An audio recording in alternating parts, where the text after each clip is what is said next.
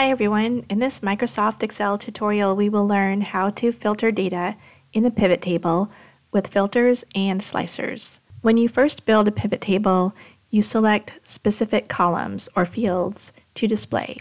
When you filter a pivot table, you select specific rows or records, such as only sales in the South region or only stores with over 1,000 sales.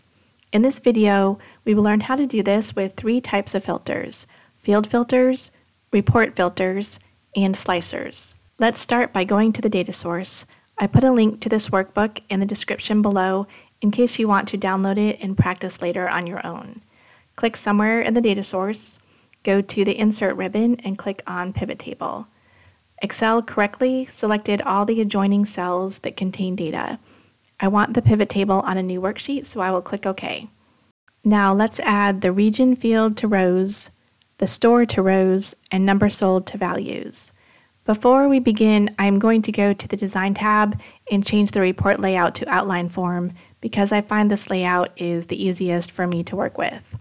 The first filter we will look at is the field filter. In the region column header, if I click the down arrow, there are a variety of field filters. Let's start with the most basic. At the top of the list of regions, it says Select All.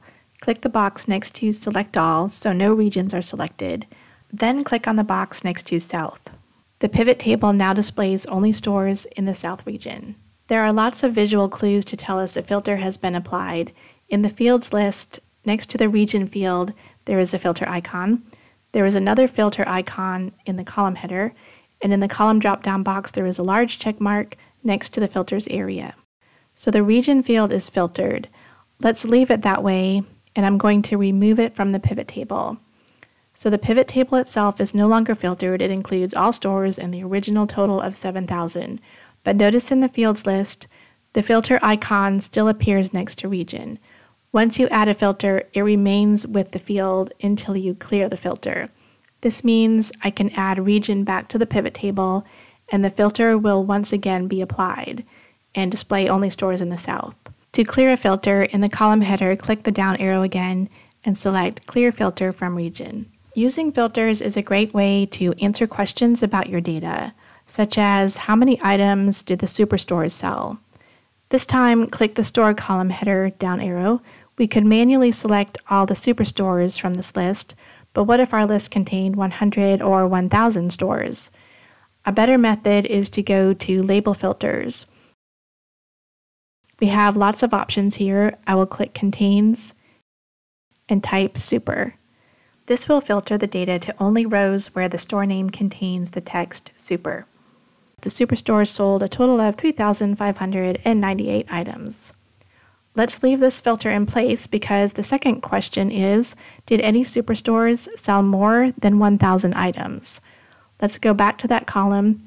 Notice there is still a check mark next to the label filter. That's filtering all the superstores. This time add a value filter, greater than, and type 1,000. Yes, Superstore 8 sold more than 1,000 items, but why is store number 1 in the list? It sold over 1,000 items, but it is not a superstore, and the check mark next to the label filter is gone. In Excel, there's a default setting to allow only one filter per field, so one filter per column. If you ever want to apply more than one filter at a time on the same field, then you have to change a setting. It's pretty easy to find if you go to Pivot Table Analyze, Options, and on the dialog box that appears, click the Totals and Filters tab. Click the box next to Allow Multiple Filters per Field. And now, let's see, the value filter is still there, so we need to add the label filter back. Contains Super. Now there are check marks next to both the label and value filters. And the pivot table correctly tells us that one superstore sold over 1,000 items. Let's clear all the store filters. The value filter also has a top 10 list. We do not have that many stores. Let's change 10 to 3. This will give us the top 3 stores based on the sum of numbers sold. Here are the top 3 stores by region. If I want to see the top 3 stores overall, then I can move store to the first column by going to the fields list, the rows area, and move store above region. As you can see, there are a lot of different ways to filter a pivot table. Let's now move the store field back below region,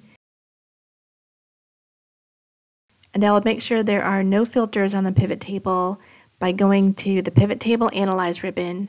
On the Clear button, click the drop-down arrow, Clear Filters. Now let's look at the Report filter. Excel considers a pivot table as a report, and we can filter this report by a field that is not in the table.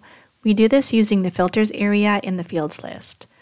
Right now, region and store are in rows and number sold in values.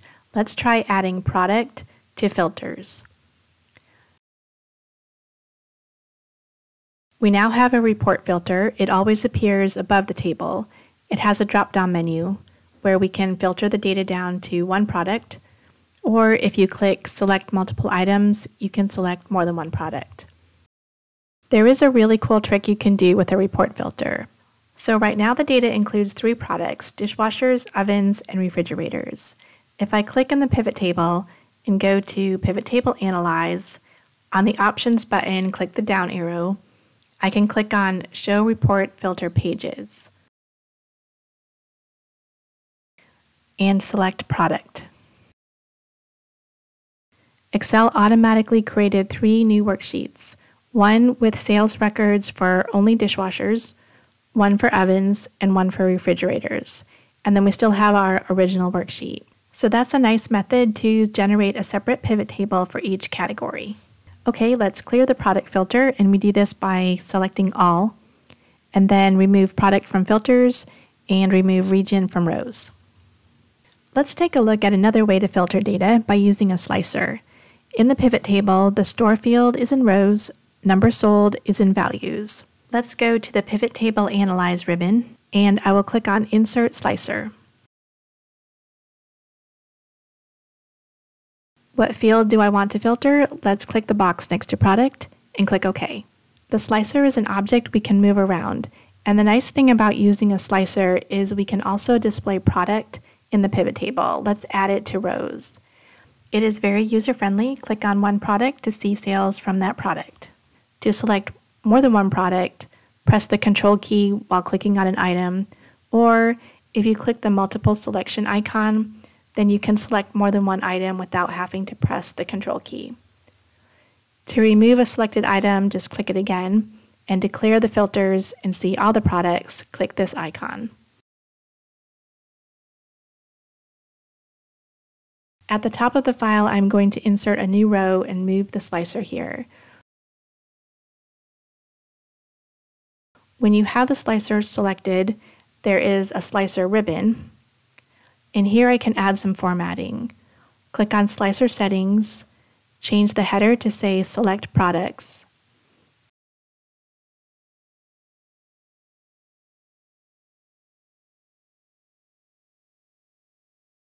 And also change the number of columns to 5. Slicers are often used in dashboards, partly because of their visual appeal, but also because they can be used to filter more than one pivot table. Let's add another pivot table and see how that works. To make room, I'm going to remove product. Let's go back to the data source, insert a pivot table. This time, instead of new worksheet, I will select existing worksheet and place it next to the first pivot table.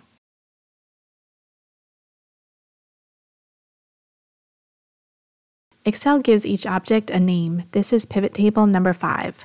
And let's see, we can move region to rows, number sold to values.